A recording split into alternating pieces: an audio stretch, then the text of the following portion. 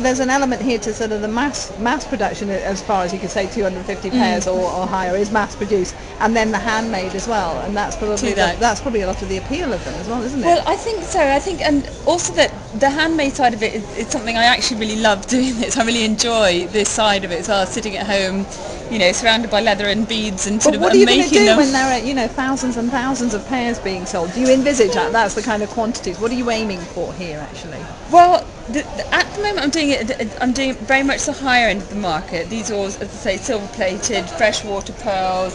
You know, they're all beautiful leather flowers. It's all much the higher end of the market. The bags are all silk. They're all fair trade.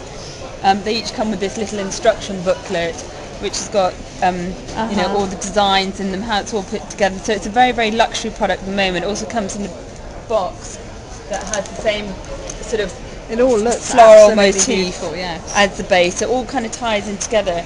So at the moment it's definitely the higher end of the market, but ideally what I'd love to see is I'd love to have, like probably a lot of women would like to have, is a shop or a boutique somewhere that people have the bases, maybe do some in different colourways, like in a tan kind of leather colourway, which is very, very simple and neutral, and they have that and they buy it in their size and they choose all sorts of different uppers.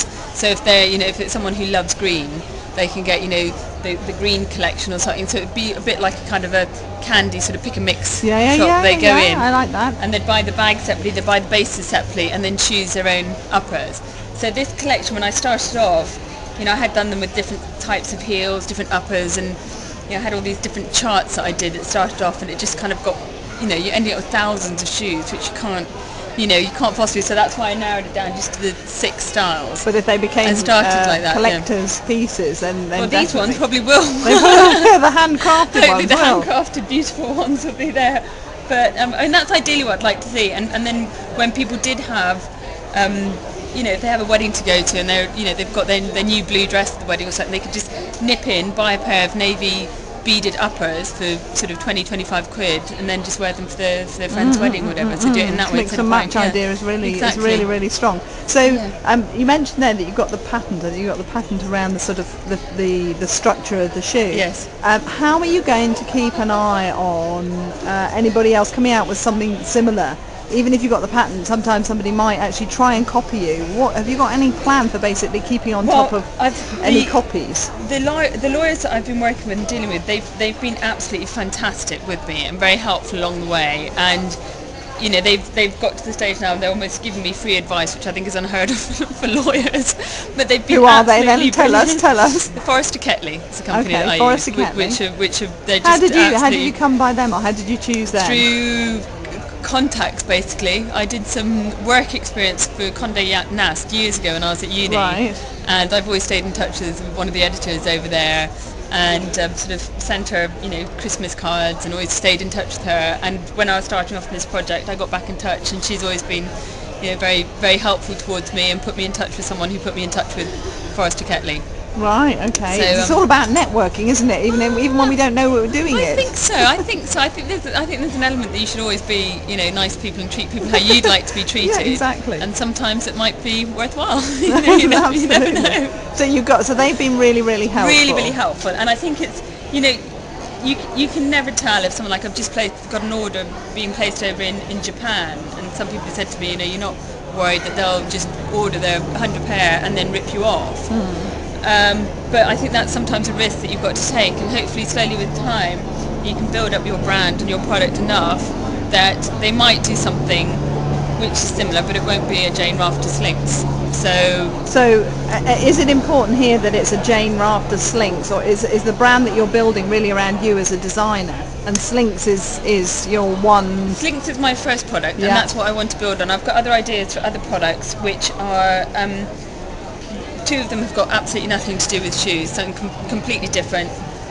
Someone said to me, which was a huge compliment once, was that I was like the Philip Stark of fashion, which was what I would be one day, which is, you know, I don't ever say that myself, but it was a huge compliment, and that's ideally what I would like to do. I like a product which is beautiful and that works. Yes. And that's what I'd like to continue doing, something along those lines as well. So I think, yes, I would be upset if I saw someone obviously doing exactly the same thing, and I would talk to the lawyers and I would find out about how we could go about, you know, stopping them from doing that. But I don't know the answer. I don't know Anyway, how it I'm works hearing out. you say that kind of life's a bit too short and there may be too many opportunities out there, and you're going to be absolutely fine anyway if you carry on being Jane Rafter and doing designs anyway and building on that. Hopefully, I'd like to think that, but you know, if there was some shop that started doing the same thing and selling them for, you know, for next to nothing, and took it away from me, then, you know, of course you'd be a bit upset, but then hopefully you'd think that you could, yeah, you'd be really cross, and hopefully you could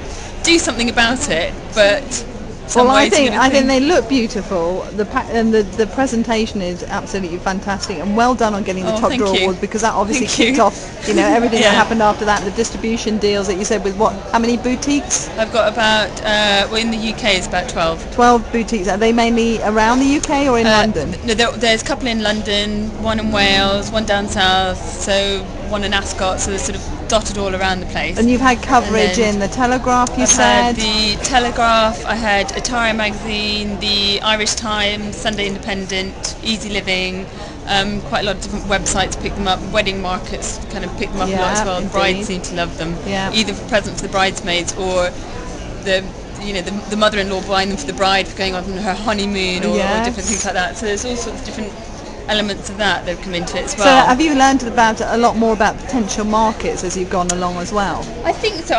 The bridal market was one that I hadn't anticipated at all. And when I was starting off, I think I mentioned to you that I got a grant from the North London grant when I started off. You didn't, but now we know. Yeah, no, I set that up, and that was kind of very Dragon's Den style scenario of 2 hours of being grilled by 5 or 6 business people. So that also gave me a couple of grand, which helped sort of start me off on the right track. And I've forgotten what I was saying now before that. Before the grant, you said business, the bridal market. Oh, the bridal market, have you learned about the different markets? So they were asking me in that when I was doing all my market research on what sort of markets. I was like, you know, you sort of judge, and I was kind of thinking of women between the age of sort of 25 to 40 that would be buying. That's initially what I thought. But I've sold a pair to a lady who bought them for a 14-year-old daughter, and then I've also sold a pair to an 81-year-old woman. So you're definitely not in any target sort of customer area. In the age group either. That's wonderful. And then also what's great is people have the set, and then if they wear something like this, which is slightly more a day wear one during the day, then I've had women that buy. They go back for the extra uppers, and then they just slip this in the little organza bag. They just slip it into their handbag, and then they change in the evening to go out sort of with something like that. So when I wore fancy shoes before I became a mum, I wish they'd been around. Maybe my time will come again. It's been really nice talking to you, Jane. Thank you so much. Lovely to meet you. Thank you. Thanks.